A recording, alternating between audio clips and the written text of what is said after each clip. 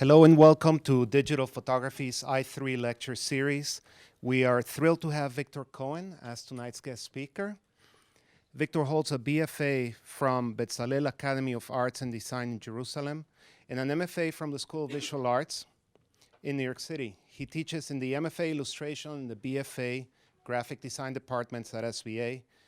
His roster of clients is just too long to list here, but includes Penguin Books, Random House, Doubleday, Rizzoli, Time, Newsweek, Esquire, The Atlantic, National Geographic, Rolling Stone, Wired, and the Wall Street Journal, among many others. Solo exhibitions include United Photo Industries, Type Directors Club, Agellon Vilma Gallery, Strychnine Gallery, Slovak National Museum, Photography Center of Athens, International Month of Photography Bulgaria, and the Macedonian Museum of Contemporary Art. Viktor is a TED speaker and lectures for academic and professional institutions such as the Type Directors Club, the New York Public Library, and the Graphic Artists Guild. And I believe there's a talk coming up. Is it this weekend? In Photoville on Sunday from 2:50 to 3:50, yes. Photoville, Sunday. Where were you? Rehearsal? Completely different lectures. I made it very special tonight. Excellent. Completely different.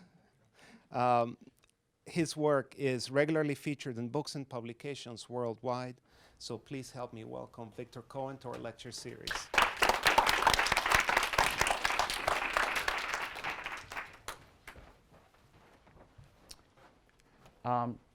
Can everyone listen to me from all the way back there? Okay, good. When an artist deals with a lot of disciplines, from the fine arts to the applied arts, usually is called a brilliant encyclopedic mind or a desperate man that will do anything for money. Hopefully the truth is somewhere there in the middle. What I want to pretty much illustrate with this presentation, and it dabbles mostly in my fine arts adventures, is how things work from point A to point B to point C, but also how very often they just lead to nowhere at all. And that's something that we need to be prepared for in order to make anything happen. That happens to be a piece, my only Dada kind of experiment. That was an unpublished piece for the LA Times, but we can move forward. A little bit of the very early years, academic drawing and painting. That's my preparation for the Academy of Arts in Athens. That never happened. I never got accepted. And that's the kind of work we used to do. This is very sharply edged charcoal. We had huge, very glamorous looking compositions of statues. There were a lot of statues, mostly broken statues in Athens that you put together. And then you create these very big synthetic pieces and you draw them for days on end. So this academic muscle has been trained long enough in Athens, and then I moved to the Bezalel Academy of Arts and Design in Jerusalem, people that would take me in. And this is my thesis project. It was a magazine on Greek mythology, a subject I know well, but also juxtaposed with the superlatist movement in Russia, something I knew nothing about. So I found interesting the combination of two. This is what the typography of the magazine looked like. You can see the big influence of the design current of Neville Brody. That's when magazines like Arena and Face were coming out. And I was very deeply influenced by them. I'm not going to say I was stealing from him, because that's not what you say. You say, I'm paying a tribute to, or I was inspired by. So whenever you take something, you use these two ways of describing it. This is what the images looked like. I would take photographs, I would copy them, I would photocopy them, I would collage and mix them and combine the opening typography. So these are actually two pieces. They're all completely mythologically related. And then we'll go to my MFA at the School of Visual Arts. I was accepted with a very funny portfolio. They were all paintings of and drawings of bodybuilders for some reason, and I would never accept me. I'm on the panel that accepts people, and I would never make it through myself even. So it's pretty much a little miracle that I was able to make the jump. This is my thesis project from the program. It was an old post-apocalyptic scenario of car-crushed dummies with brains being the only things that survive our polluted environment. And this is a homeless car-crushed dummy, because the same problems pretty much continue. That's a shaman, and that's some kind of a baby flying towards us. I needed a really dynamic picture after all the static dummies. New York Times, the early years, I will get into this because there was a clear jump from the pieces I did in my MFA to starting to get work published. And these were formative years in two ways, in the way that I evolved with my artwork, and also the way I evolved as a professional, because it's a very different story when you make deadline-oriented pieces day in and day out. And that's a pieces from my thesis project. The art director at the time, Mirko Ilic, just said, leave the thesis project. I have something. I didn't know which one of the pieces he would use. And then I ran for coffee in a newspaper the next day to find out that piece printed, and that's what it kind of looked like. And when I saw that I had 2 illustrations at the op-ed page, I did 2 things. One, I called my parents and I said, I got a piece in the New York Times. And they said, is that a good thing? Because that didn't really mean anything back in my small town. And the other thing is, I thought I need to get a second phone line, because I thought my phone will ring off the hook. It took an entire year until I got my next assignment, so it was a good thing I didn't make that investment. It would have panned out to nothing. That's my first piece for the New York Times book review. First piece that Stephen Heller gave me, the then art director. It was a Greek subject matter. And then I did a few more of these, and as you can see, they get kind of stranger and stranger, but thankfully, or terribly, there are enough bad news in the world where there is a space for my illustrations to come in. And during that time, I created this strange piece of work, because I always painted, or what I thought painting was, a series of 24 pieces every year. I was working for Ogilvy and Mather, direct division back then, so it's a big advertising agency, and I needed something to do, and that's what I was doing in my spare time. And that's actually the first piece that I put in a promo. I sent it out. People from Doubleday called me. They said, we have a book cover for you. And that was my first translation of something I learned to school to actually being translated directly to the industry. My professor here, Sal Catalano, that is a great old-timer, he said, when they're asking you for a budget, you never give a number first. You always ask them what their budget is. So I know I'm going to a meeting. I'm meeting a VP of covers, Whitney Cookman at Putnam, and I know they want my piece, and I'm trying to practice how to say, I want $1,000. And I train in my mind. I get there. He goes, how much do you want? And as I'm about to say $1,000, Sal Catalano's voice appeared to me in an audio vision, and he stopped me. So I said, what's your budget? He goes to his desk. He looks at his paperwork. He goes, is $2,500 enough? I thought an ambulance needed to take me. I've never seen so much money in one place. And the book didn't even get published. So I just sent it in. They approved it. They circulated. And they never published it. And I got my check. At the same time, that's the kind of work I started doing for the New York Times letter section. These are very short turnaround pieces. You would get a manuscript around noon or 1 o'clock, and then you had to bring something in around noon the same date. I didn't have a fax, so I had to go myself at the New York Times, and there's no time to send them a sketch. You got the manuscript the last day you were there. You're bringing something that is completely finished. Sometimes you bring 2 finishes just in case. And I remember taking that elevator upstairs to give my sketch finish that better fly, because otherwise I don't really know what would happen. And people in the elevator were laughing, And they were like, these things were echoing, like in the movies, in nightmares, people laughter, and I could not concentrate. Most of the times it did work. When it didn't, I had to take a fast subway ride back to the studio, and in an hour make what I could not make in 24 hours, and bring it back and hope that it worked. I became very religious these days. I believed in God very strongly, and he got me through that strange period. 92 to 94, I worked for Ogilvy and Mather, as I said, and that's the kind of artwork I used to do. This is a Zodiac series. It was anti-war. That is a subject matter I still use a lot, or thematically involves me a lot. And these are odd little paintings of photocopies on acetate, painted under and over the surface. So that's the way this works.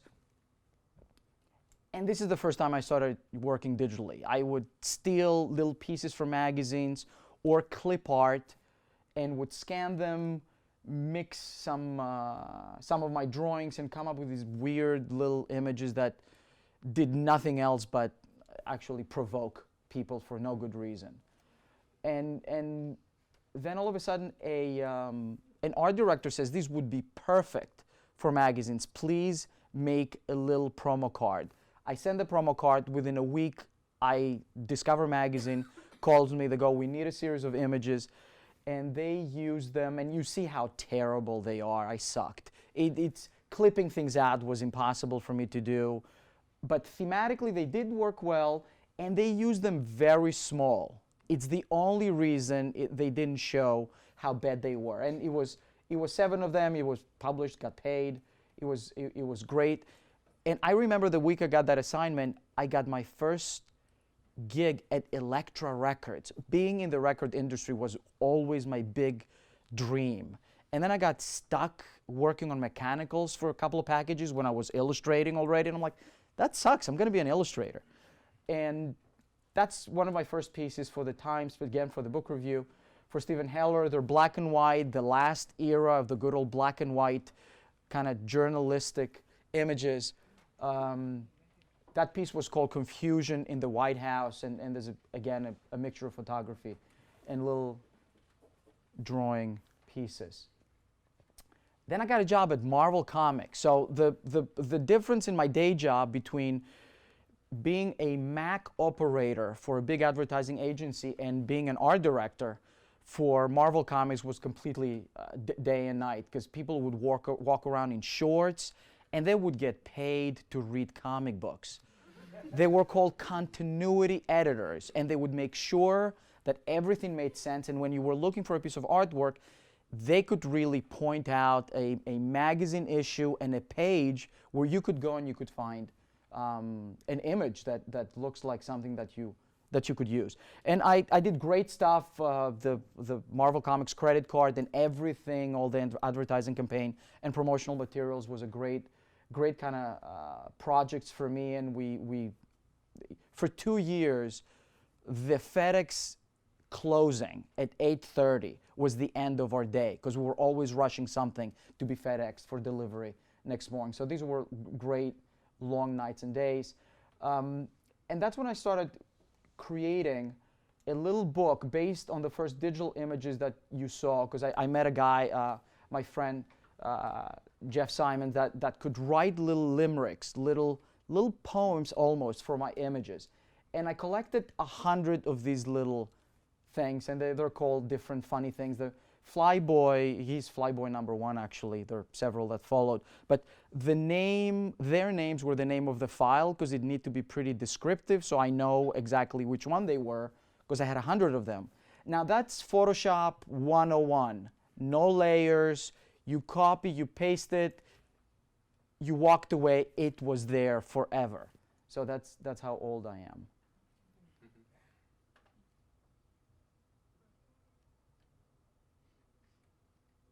And also I started enjoying overlaying things. I found the joy of accidentally in the beginning, but then overlaying things. And then I was recruited in a design firm where I became a partner and worked for 5 full years. Down in Wall Street, we did a lot of brand design for startups. People back then didn't know what to do to spend their money, and they were coming to us and we would create crazy things to give into their Christmas parties, and that worked out really nice for a few years. But that never ended my preoccupation with making pictures. And my first main standard month in, month out client became Bloomberg magazine. And from the second issue, I started making an illustration every month for Michael Bloomberg's editorial piece. He would write something, and I don't know if he really did, but it seemed like he did. And I would read it and come up with something. And you can see that's really not imagery for a financial magazine. I remember the art director, Frank D'Agriello, would write, because I would get it through fax, because we didn't have email yet. So at the end of the fax, he would write, "Have fun, kid." So that was a great, great client. And then 5 years later, Michael Bloomberg becomes the mayor and stops being the editor-in-chief of Bloomberg magazine. And so I was the only one that lost in those elections. He won, he became the mayor, the city won, I lost because the gig was over. And then the rest.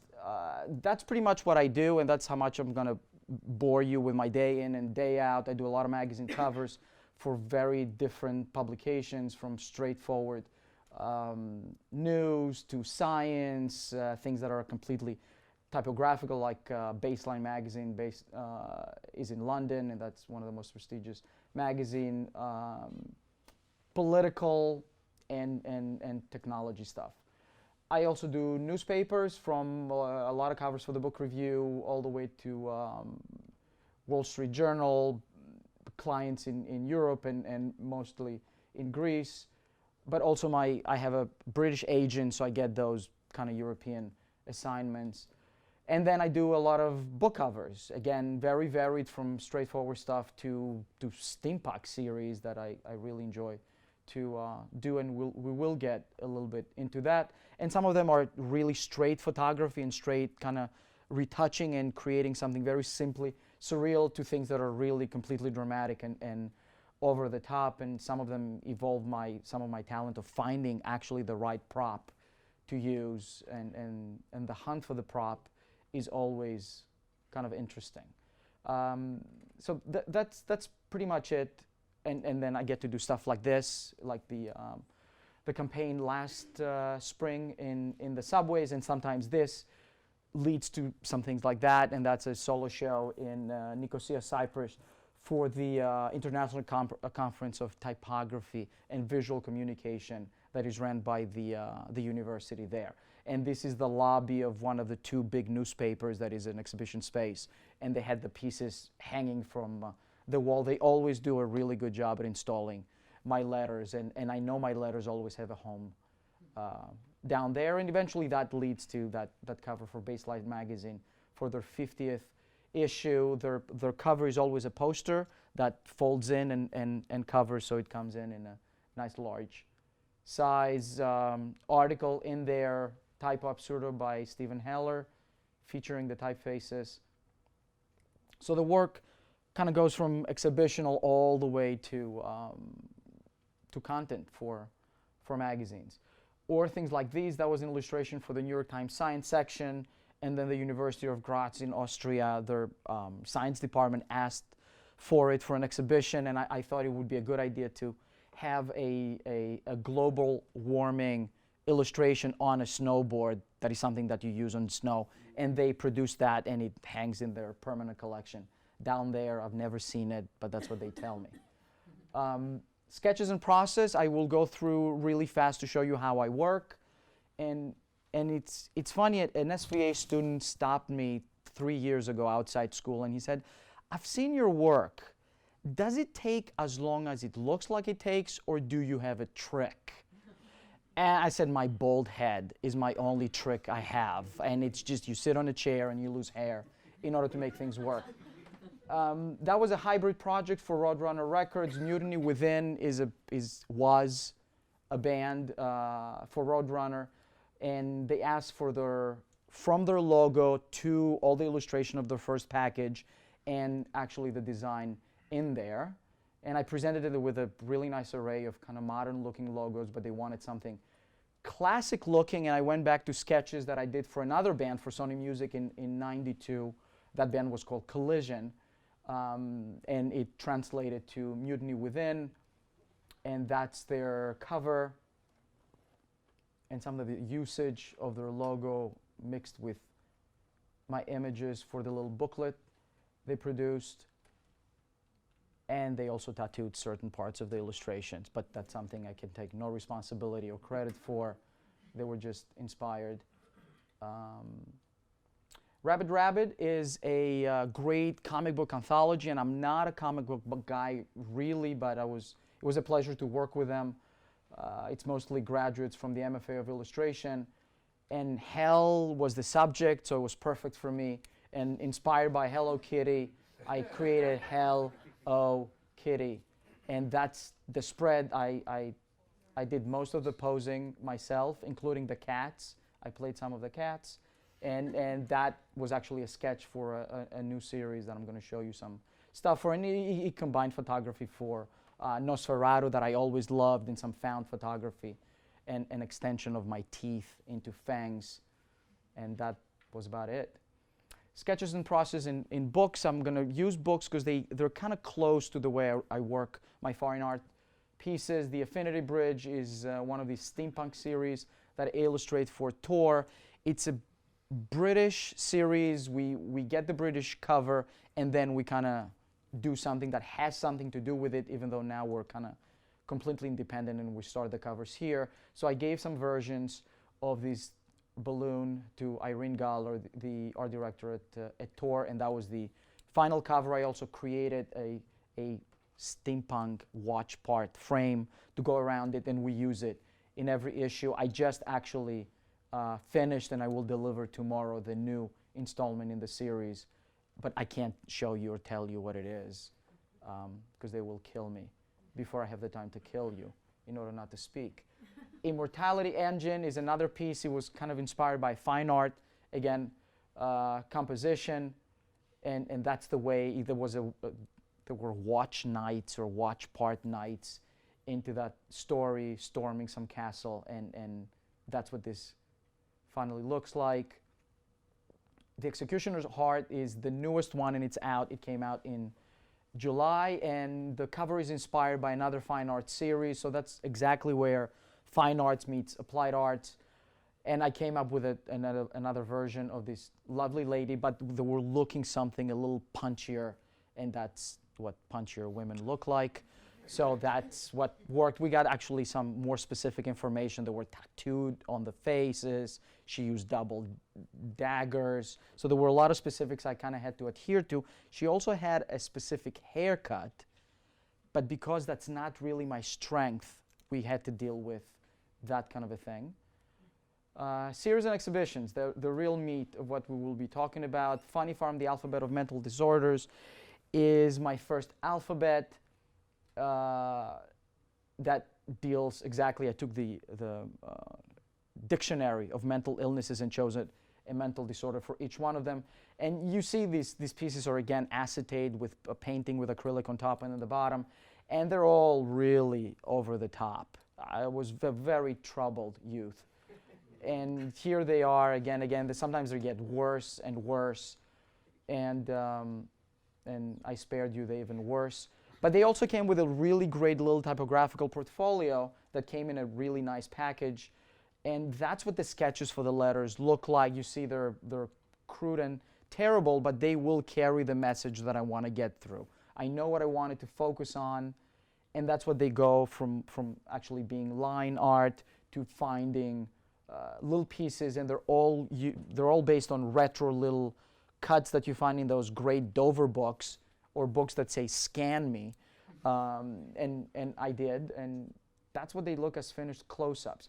Now they were produced on metal blocks and really printed in a pretty traditional way, what we call letterpress. So it was interesting to get something old. I'm not going to call these cuts ancient, but sometimes they're like centuries old. Bring them into the computer and then put them out of the computer again into a really traditional way of producing them. And how big were these? These were pretty small. I mean, they were on 6x6 pieces, and they were maybe 3 by 3 or 2.5 by 2.5. So they're kind of detailed in there. And this is kind of all of them.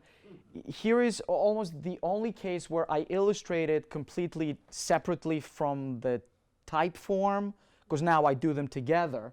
And then I had to match them. That is really not a good way to do, and it takes a lot of jamming of shapes into each other, but they finally kind of worked out in a nice way, I think. And they've been exhibited, and you can see the letter print is here, the actual block is there, and the painting was there to give people the whole full picture.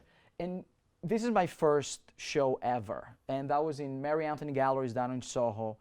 And here is where I really believe in this negative and angry motivation that, if used correctly, can get you to places. And I've been going to openings, and I remember this Sunday I was down with a friend in Soho, and I saw so much bad stuff. I called up my agent and I said, Les, if other people's shit is art, so is mine. Can you book me a show? I swear it's the only thing. Other people's bad art is what convinced me. I need to show my work, because until now I would just make these little publications and just keep them in my drawer, or sell them, or give them out. Man-Child and the 7 Deadly Boards is the series that followed, and it's a series where every sinner appears as a grown-up and as a baby, the most innocent and the most corrupt. And that's a series that were all kind of glued on skateboards. And that's back when not everyone and their mother were doing skateboards. This is, what was this? 1998. So I found it an interesting way to do this. Tasks and Game, Portraits of the Never Young. I always come up with these long titles that get cut at some point. Is a series of photogravures, and that's a little bit of the sketching, the idea sketching, and the final result. And these are almost the first pieces that I scan all the elements. All the faces, the kids' faces, are bought in the flea market on 25th and 6th Avenue for 25 cents a pop. I would go there, there's a mountain of photographs, and I would, with a cup of coffee and my Walkman, I would sit for 2.5 hours going through every single picture, just in case the last one is the best picture and I didn't want to miss it. But thankfully, a couple of Sundays later, I had a good amount of pieces, and all of them are named after tasks or games according to, Montessorian or whatever theories to raise children. So some traditional games like Go Fish, or typing proficiency of a kid come in, and you see, I thought really my center of attention would be the eye again, but the nose mostly paid for it. And some more of them. They all make wonderful wedding presents. Let me assure you. Some of them are cute, limbless but cute. And this is some of the exhibiting from New York and Greece. And on the one hand, they were getting kind of like awards and write-ups. And there was a full article in print magazine back then. And Steve Brower was a very brave art director to put them in there. I even thought that was a bad idea. And we got so much hate mail. I lost sleep for a couple of days. And he said, don't worry, they always send hate mail, no matter what you're going to do. So that was an interesting lesson for me. Plug came right after. He's a little character that was born in 2000. So as 2000 approaches and everybody's freaking out for the computers crashing, I thought of creating the anti-millennium bug that was, I called him Plug, and he was an inspiration bug. And you see, year of the bug. There you go. Inspiration bug 2000, if you didn't believe me. So I sketched him crudely. I put something together, and then from leftovers for other projects, I created this. So I made a promotional postcard to send to clients, like that's going to bring you business. But anyways, and I had it with me. I went down to Athens. I kind of appeared in the office of the big comic book magazine there. It's called Babel, and they put together the big comic book festival in Athens. And they published something in their magazine. I didn't have a copy. I said I would just like to buy a couple of copies. I left my postcard behind me, and so they stopped me. They go, "Do you want a solo show?" I'm like, yeah. And then they put me in a cab, and they took me down to the Ghazi exhibition space. It's a big, complicated, old gas kind of factory that I have turned into an exhibition space. They showed me a beautiful room, and they said, "Can you fill this up with pictures like him?" And I said, "That's not a problem." It was beginning of July, and then the show was in September. So I really rushed and created 12 characters that kind of looked like an old illustration I did for Bloomberg. I loved playing with insects, and that's why I made Plug. And then from then on, it was kind of easy to make more of them. Again, back to the flea market to buy some evil businessman faces and buying a royalty-free CD with bugs, and I'm back at work and trying to make these characters. No actual children were hurt during the process, I promise, and that's what they finally look like. And they're big prints. They're 44 by 72, so when you stand next to them, it's almost their real life, and that kind of makes an impact. All Photoshop, no 3D. Shadowing from scratch. Most of the shading is from scratch because these were black and white photographs from the flea market. So all the tinting, all the work and the feathering that you need to do in order for them to look seamless and believable if you're crazy. So that's what they look like, and that's how they were exhibited on top. And that's the second. I did 12 for them for a great show in the first year, and another 12 of them on that was hung in the main exhibition hall, and that's a full floor exhibition of all 24 of them in the Museum of Contemporary Art in Thessaloniki. That's from the Seagraph Gallery, the big event that takes place every year, usually in the West, and the Pap Gallery. That's again some award that they won and they were exhibited. And then came Plug the Book. Again, I found a great person to write. Melanie Wallace is a real bona fide author that loved the images. And it's very difficult for an illustrator to find a writer. I've tried it so many times. I had brunch with her. I showed them some of the pictures. I said, these are the characters. A week or 2 weeks later, she gave me a manuscript, like a short manuscript. I went to the bathroom. That's where I read everything. I sat down, and within 3 or 4 sentences, I'm like, that's it. That is the person that will write the book. And that's what the book looks like. They're all big spreads, and it's bilingual, so people can practice their English and their Greek. And they're just, it's almost this like double spread poetry in a book. And then this brought some licensing, and then brought some more licensing, and eventually some more licensing. So that's again for the points from one place to going to another. But there are plenty of cases where things don't go anywhere. Don't despair. I'll point them out. And then the makers of Tuan were part for a thematic exhibition at for the Photography Museum in Thessaloniki to be exhibited in the Museum of Contemporary Art there. And it's a series of characters based on a short story. I never know how to pronounce these 4 words, so I call it Tuan by Borges, and it was published in 1961. So that's what they look like. They're prints on glass. So it's a strange kind of way of doing it. The person that did the photogravures for me, Lothar Osterberg, that is a known kind of printer for that kind of stuff, and an artist on his own right. He has a couple of posters in the subway. So he's the person that printed those with gelatin on glass. He never done it before, but he tested and he did it. And that's the way they look. It's 7 characters. The story is inspired as a parallel universe to to Nazi Germany, and that kind of resonated with me. And if you notice their faces that I will explain in each and every one of them, and they're the moralist, the astronomer, the mathematician, all big kind of entities that created that parallel universe of Tuan. And then if you turn them around, you see a group of concentration camp inmates. So there's a toying device, there's an enigma, there's a mystery, there's a secret to the prints. If you turn them all together, you can see a huge line of liberated survivors from Bergen-Belsen, photographed by U.S. forces that entered. Damsels in Armor come next, and that's from smaller black and white series. I went to bigger prints, and these are war monuments.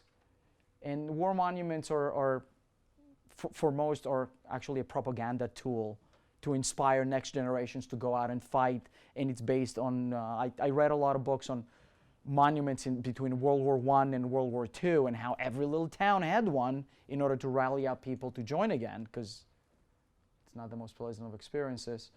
And here they go. All the arms and armor was photographed at the Metropolitan Museum, the Armory in London, and the Military Museum in Athens.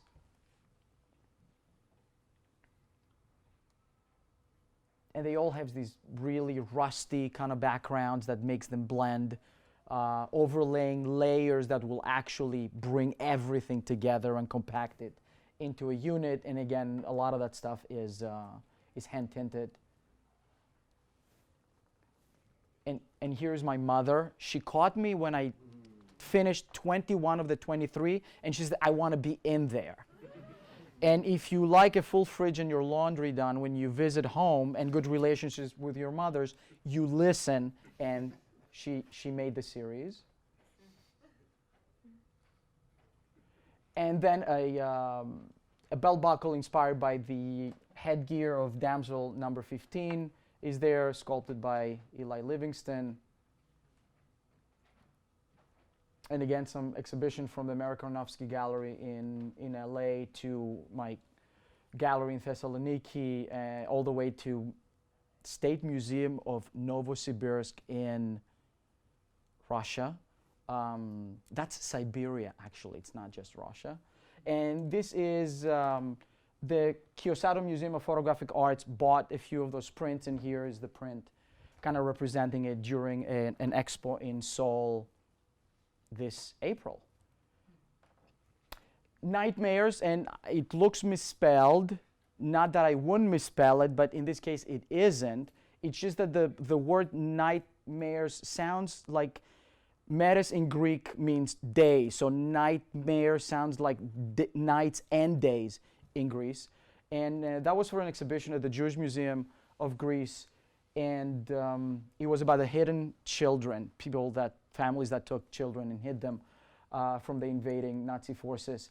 And I created pillows for these kids, because I could imagine what they were dreaming, hiding in places for quite a few years, and how hard these pillows must have been. So on the front was a mixing of what they escaped and their faces, and in the back was their true identity that they were hiding at all times. And that's the way they were installed within the permanent collection of the museum. Alternative Olympic mascot. So it's Olympic time for Greece, and there was a big exhibition in the Phryseros Museum, curated by Edward Lucy Smith, a very well-known British curator. So I created 3 alternative mascots for the game. They're not very glamorous, but they kind of make a little bit of a social criticism comment, and that's them hanging there, looking at you. Vanity Studies is another long series, and it was actually done for the Photography Museum in Thessaloniki again. And all of these, all the elements are scans. On one hand, there is no photography in them. On the other hand, scanners are the first digital cameras we've ever had. We just made them small and we put them in our phones. That's the only difference. But a scanner is a digital camera. And I found that by placing objects on your scanner, you can really grasp and take really close textures, because actually the objects are touching your lens. So from one side, you really can capture A-grade detail and the beautiful blurring as the objects go away.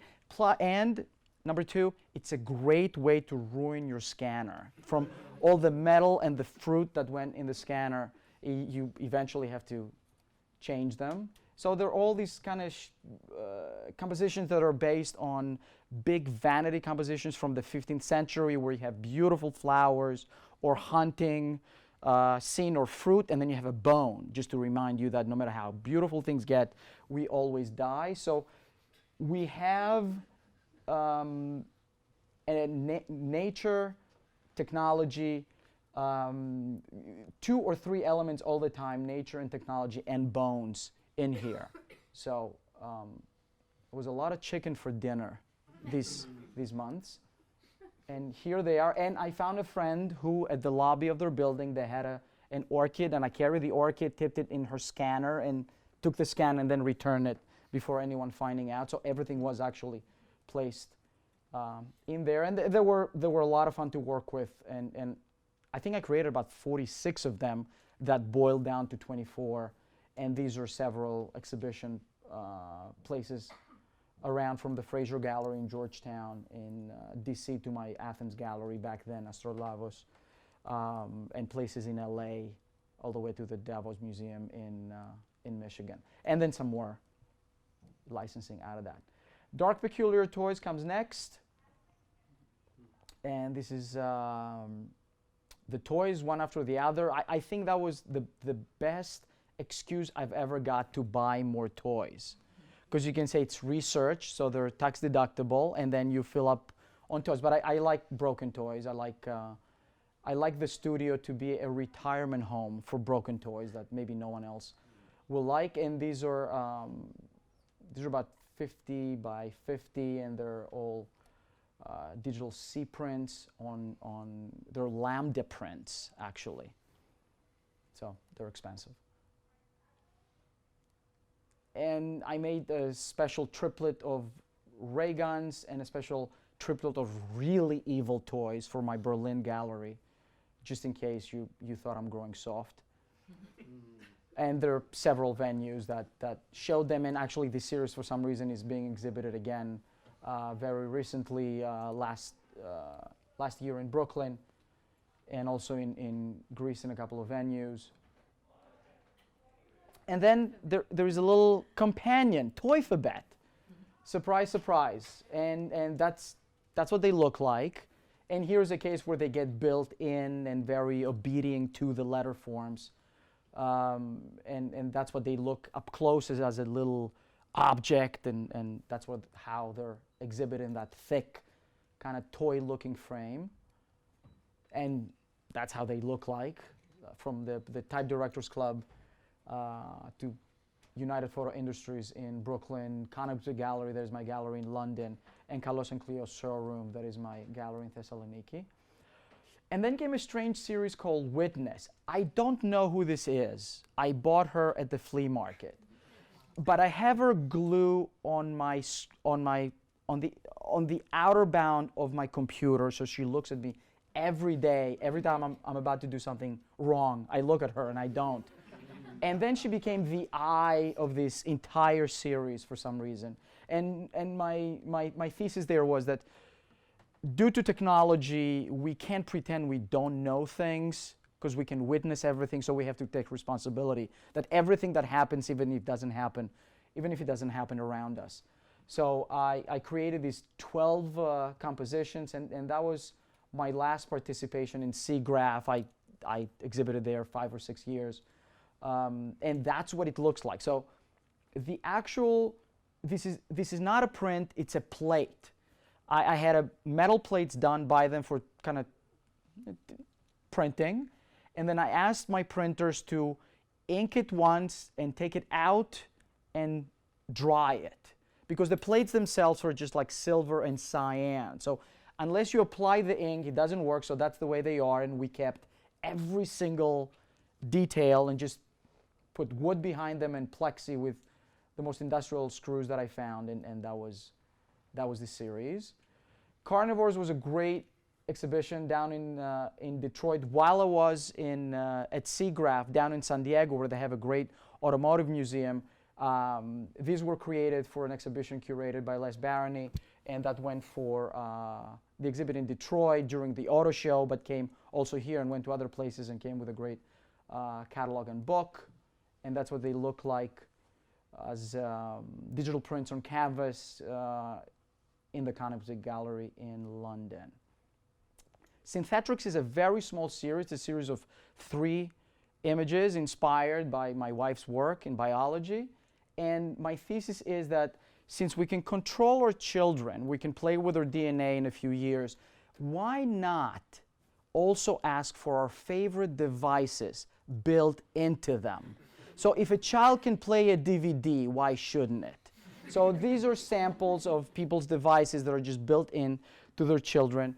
And that went in France. You can see them here in the back. I have no idea what this is, or cannot take responsibility for it. But you can see them at the end, and it's an exhibition that the organizers send us some images, and we have them.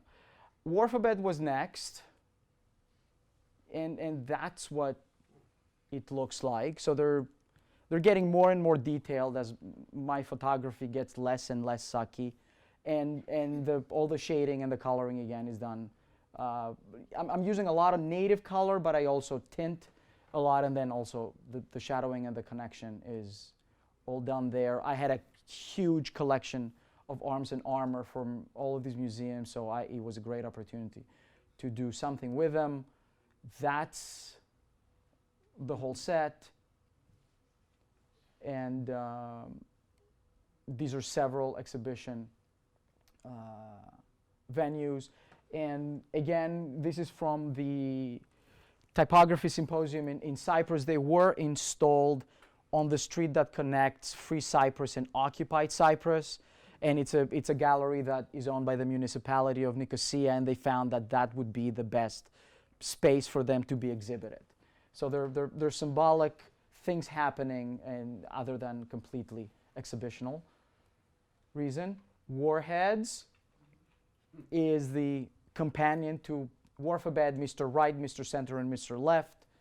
People that never go out of business, no matter which side of the spectrum you belong to.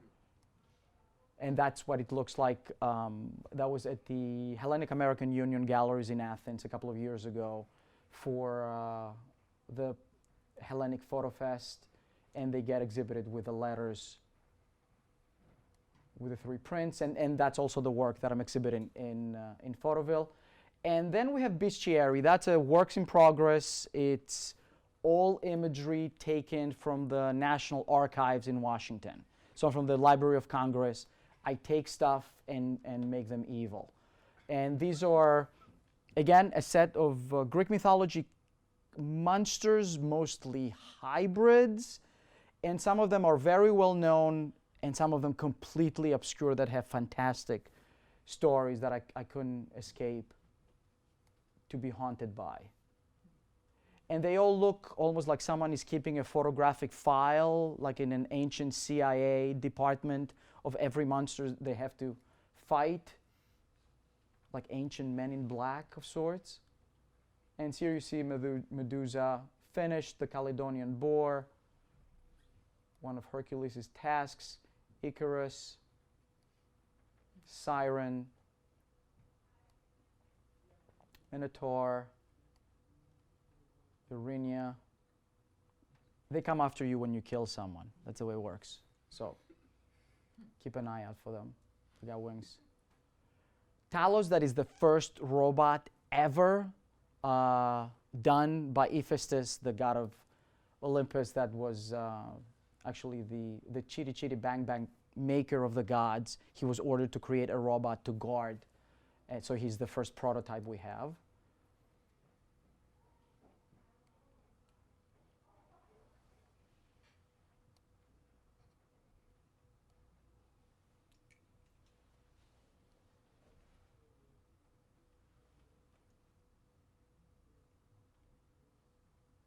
Lamia has a very interesting story, and as a kid, I remember the word is still used in Greece as if as something derogatory. Someone calls you a Lamia. And the story goes, Zeus comes to Earth, falls in love with a human, make children together. His wife finds out, comes down, takes her children. That's every single story about Zeus. Comes down, has sex, wife finds out, takes the children. But she is so distraught that she starts eating other people's children. Now Zeus comes down to help her. So he gives her the ability to take her eyes out. While she does this, she doesn't have to witness it, and then pop them right in. So instead of doing something about her children, he gave her that, but gods are funny this way. And that's Nemesis. Cyclops. That will be in an exhibition in Athens in October. Satyr. Ganymedes. He fell in love with a goddess. It was the other way around. And he was young and beautiful. And she said, I can give you anything. Give me this one wish that you would like. And he said, I want to never die. And then eventually he became old and shrunk and ended up being an insect that she put into a little necklace and had him there while she was dating other people. He didn't say, I want to be always young. He said, I want to never die. So talk to a lawyer before you wish.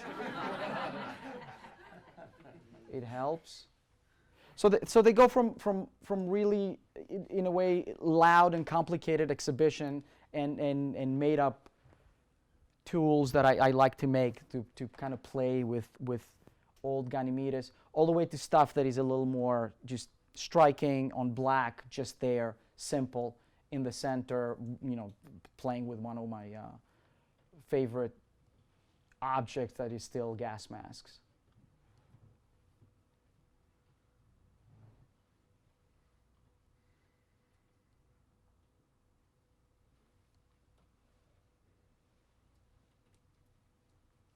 So compositional differences became important here. I wanted to really play around with this because I feel that maybe sometimes you repeat yourself by having characters standing no matter how interesting they are.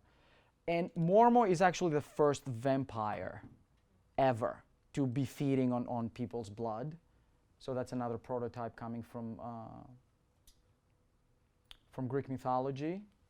And I think Stalker just combined this with the legend of the real-time Dracula from Romania, and then came up with Count Dracula we know today in all of his versions.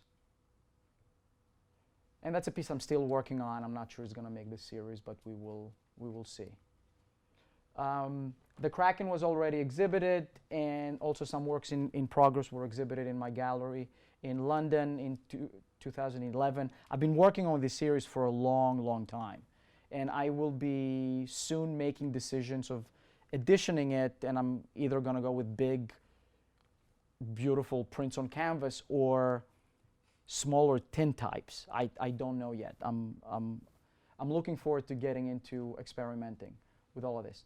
That was it. That's all I have for tonight. Thank you very much for your attention.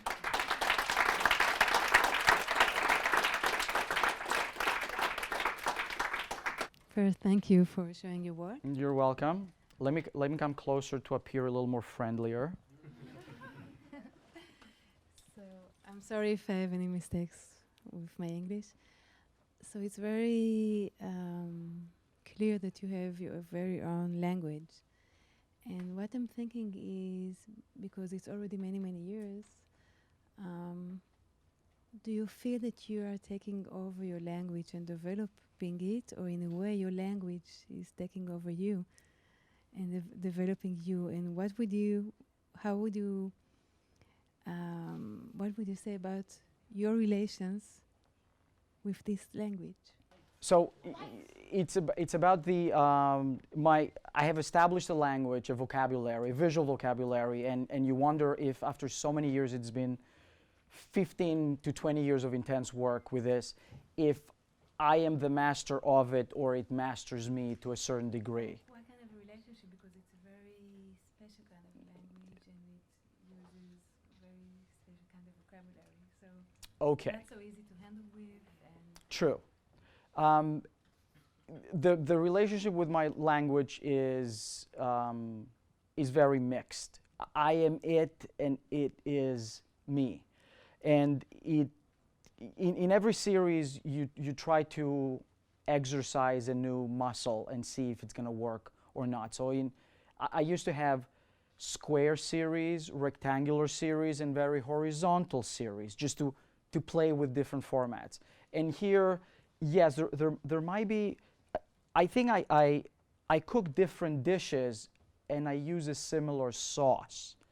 That's what it is. It's like a blend that takes over things to a certain degree. It's something I run back to if I'm insecure if something works, because insecure is a big thing for artists, and that's the way it works.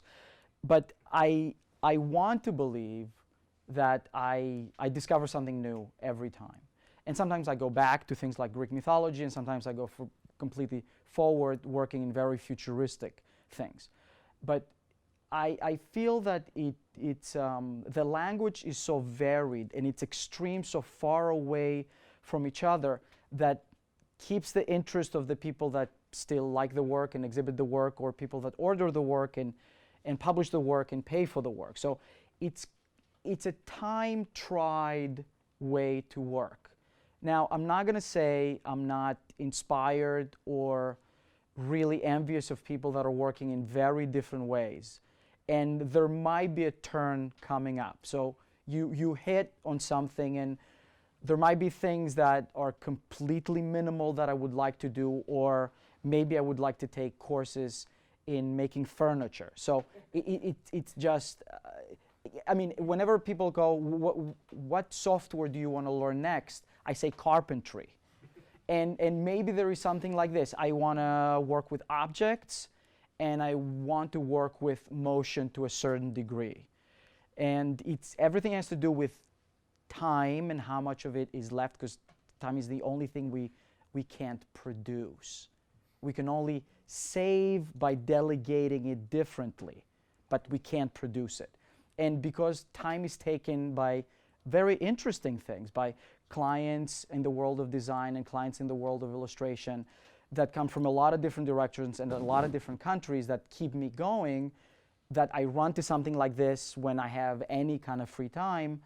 But I do see a turn coming. Dimension is becoming an issue for me that is looks very yummy to me right now. so, So we need to let other people ask questions. sure.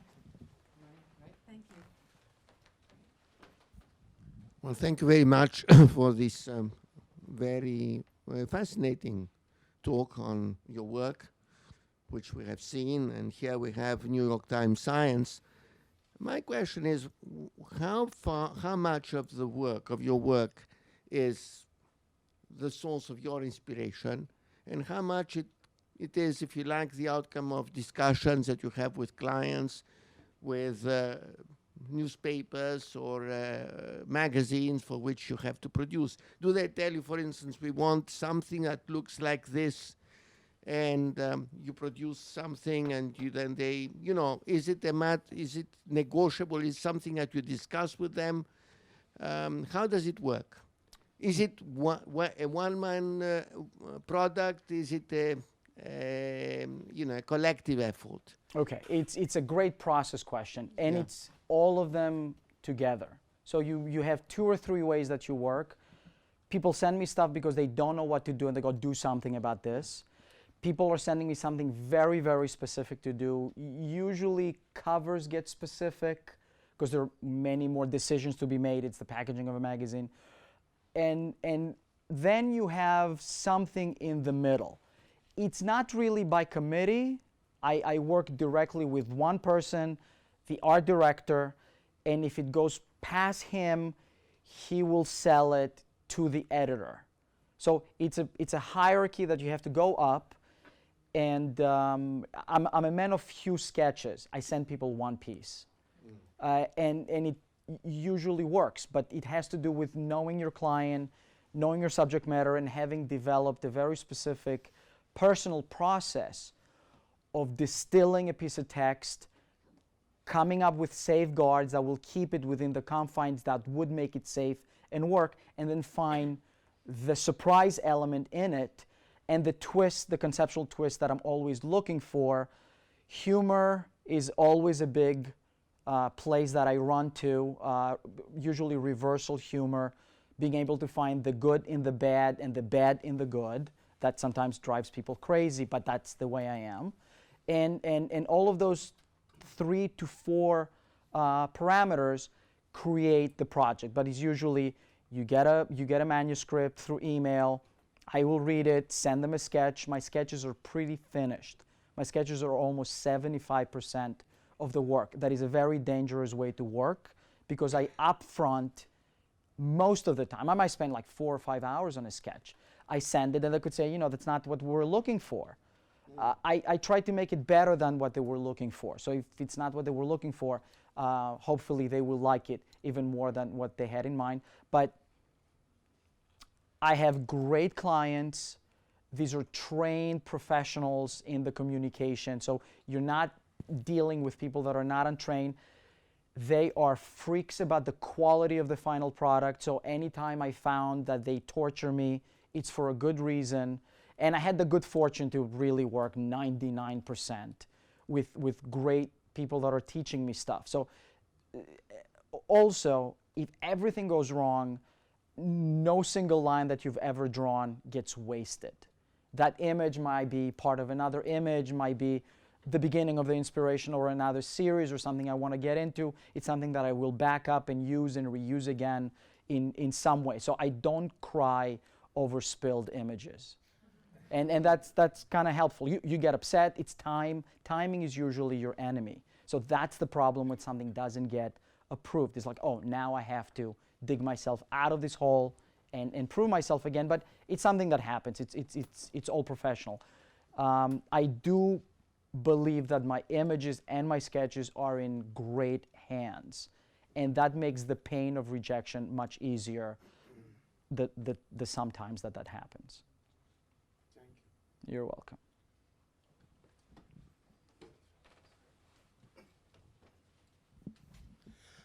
I thought it was interesting that when you were showing the works that you had done for the New York Times and taking us into the magazines and stuff in the fine art and how your technique and all developed and how your images became so much better and how you even critique your own work. And I was just wondering, as we've moved into a digital era and a lot of the magazines are becoming digital formatted and therefore upping the resolution of the images and stuff, have you become more of a perfectionist, or do you worry more with the ability that people blow it up and then see it bigger when you create something for a publication now? I create things big. Even if it's a spot, it's going to be almost an 8.5 by 11. Because a lot of times it's going to be, it happened that there's a little spot illustration at the book review. They called from Rizzoli in Italy. They want to make it a cover. And then someone wanted to make a snowboard. And then someone wants to make a poster. So I do work as high resolution as my sources and resources allow me to. I shoot always high res. And yes, it might bug down my equipment sometimes, but I do want to have the ability to blow the images up. Also, digital photography captures images that blow up much better than scanned images. You blow up a digital image is way more forgiving than something that you specifically scan. So I have that on my side, and digital photography has become really an extension of my arm when things became affordable and I could buy a digital camera. So I do not worry. If anything, publications going online, they become 72 DPI. So that might be a reversal happening, but I create large and in color, even if things are going to be published small and in black and white.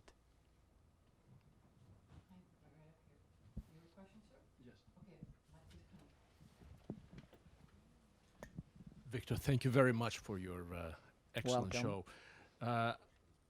I was trying to figure out, without being matter of semantics rather than substance, what are you really? A scanner, a photographer, an animator, an illustrator? And I tried to position you as a dark, ultra-surrealist storyteller. How would you like to see yourself? And you have all your life ahead of you, but how would you like to be remembered as? Okay. It's a struggle for someone to define themselves, but I believe in learning thyself by listening to thy others. So 4 months ago, my daughter is in the studio. And I feel particularly good about something that I did. And she's playing at a table right there. And I'm like, Sivan, do you want to come and see what I did? And she goes, I know what you do. You take people and you stick stuff on their head. So that's exactly what I do. There's no better way to describe 90% of my work.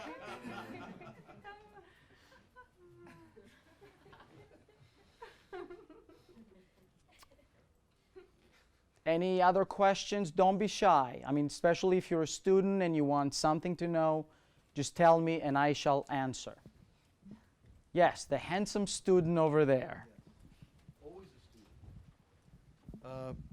Again, magnificent, and thank you for doing this. It was a treat. Talk about sticking stuff on people's heads and other places. Where does the stuff all come from? And after you've used all that stuff, where does it go? Do you hang on to everything? Yes, I do. Wow. It's becoming more and more difficult to remember where things are. I will admit. But I maintain big files broken down according to subject matter, food, arms and armor, military, guns, food, every single food, guns, food. These are all my categories. But I have medical, science, technology, engines, machines, every single thing you can imagine. I photograph extensively everywhere I am without really knowing what to do with the stuff that I photograph. There are cases where I know I'm going to be doing these pieces for the Detroit show, and it's an auto show. I'm next door to an automotive museum. I'll go there and spend a day photographing. But most of the stuff is kind of strange little details. I mean, people come from Greece with beautiful sunset pictures. I come with like beautiful rusty screws that I found in a public bus, and I really was inspired to photograph it in that size. So, And all the watches. the watches, I have boxes of watches that a friend gave to me, full and in parts, and I have them there in one of those little plastics cases you buy from the hardware store for different kinds of screws, and I have them. The studio is about to burst. If you hear an explosion with a lot of stuff flying over, you'll know what happened, but I'm getting almost to capacity. So that's why I photograph more and more than collecting more and more. At some point, I was going to the flea market so much, dealers would ask me, where is my table? And I'm like, I don't have a table, I'm just here every weekend. And there's some things you know that you cannot have enough of them. So you find them again, you buy them again. So I keep my collecting to a minimum nowadays, and I do it mostly through photographs. But you will catch me photographing just textures, just damaged and rustic stuff, so I can overlay on other things that I do. But yes, I do collect excessively photography that I shoot, and I use 85 to 90% of things that I shoot, and then some things that you get on stock, because I haven't been to space yet to photograph space shots, and when I need them, I have to go buy them in stock. But that's usually the way it is. I love the hunt for the photo. I love getting out and getting my own photography for things, and it's usually a point that needs to be made with my students, because I remember photographing entire exhibitions with 2.5 megapixel cameras, and they have 10 megapixels in their phone that they have, and they know how to take 1,000 pictures at a club, but when you need to photograph an egg, they have to go to Google and get the wrong egg. So I'm like, what is this egg? It's the wrong egg. She goes, yeah, I couldn't find a good one on the Google. And I said, don't you have a refrigerator? He goes, yeah. Do you have eggs in there? Yes. Do you have a camera? Yes. Well, doesn't that egg want to be photographed? So people don't connect A and B when that's all I do. But it has to do with our referencing culture. It has to do with our research culture that is kind of lessening. And my school in Israel did a really great job to put the fear of God as far as not putting anything on the wall if it's not thoroughly researched and you can stand behind it 100%. There have been cases that people would run out in tears where the stuff could not be defended. So you learn good and you learn fast to be really good in research, and that becomes part of your modus operandi. You can't go without doing this. You can't go without double checking things as much as you can, and the internet, if anything else, is the ultimate research tool. There's really no excuse for someone not to spend 9 seconds to push a button and punch a word and find anything they could ever want. I mean, you remember you had to go to the public library across the street from the Lions to the picture collection. You asked for World War I gas masks. A hunchback guy went to the back, arrived half an hour later with like a box of photographs. You had to go through, make change at the machine, and use that crappy photocopier to make some copies to take home. That was research back in 1912 when we were kids at school.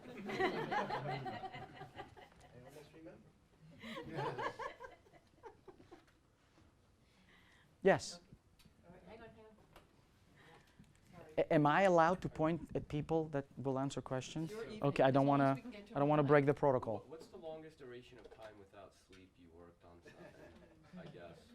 Or what's the largest file you ever Okay, able wait, to see? the microphone is Oh, here. Oh, I Try it. what? Do I need to repeat myself? Yes. What's the longest length of time you worked on something without sleep, and what's the largest file you ever made? I don't go to bed late. I just get out of bed early. So I get to the studio at 5:30, and then I can work with Europe, and it's all quiet because we know creatives go to the office at 10. So I got almost half a day in front of me that I can deal with them, and half a day behind me. And I work a lot. I work 14, sometimes 15 or 16 hours a day. Was there a stretch though when you were working on A singular long thing like that, you know, stretch. you I did a guess it must have been 36 behind. hour I can't really remember. I can't really remember that. In my first year in college, Seems we like would pull an average of 2 all-nighters a week on the first year. Then you start learning how to manage time, and I think that's where it really comes down to, because you're not only an artist, you're a husband, you're a father, and everyone needs their time, and you want to give your time to everyone, and all of these are an intermingle, and luckily my studio is just upstairs from the house, so my commuting is 20 steps exactly.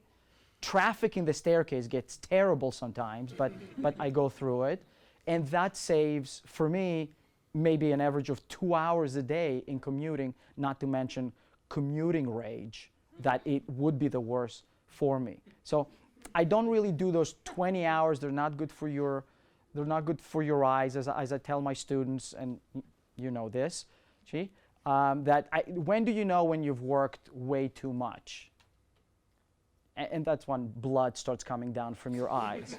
When that happens, just take 15 minutes and then just go back into it. But I haven't tried it yet. Okay. Any other questions? We're all inspired to go to the dark side and work. Victor, it's been a true pleasure to see the work through the years. Thank you. Thank you for coming. Thank you.